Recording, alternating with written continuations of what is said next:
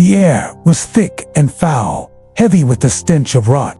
In the heart of Rome, beneath the bustling forum, lay a chamber so feared that to be sent there was a death sentence in itself. This was the Tullianum prison, the most notorious dungeon of the Roman Republic and Empire. It was not a place of justice. It was a place of endings. Built in the 7th century BCE, the Tullianum was carved from stone, its walls damp and unyielding. Prisoners were lowered through a hole in the ceiling, dropped into the darkness, where the floor was often nothing but cold water. There were no windows, no sunlight, and no escape.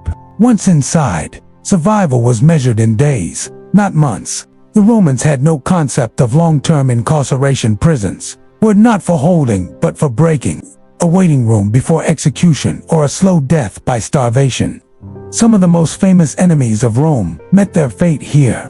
The defeated King Jugurtha of Numidia was starved to death in its darkness, his body left to rot where he fell. The Gallic leader Vercingetorix, who once dared to unite the tribes against Julius Caesar, was chained in its pit before being dragged out for Caesar's triumph, only to be strangled shortly after.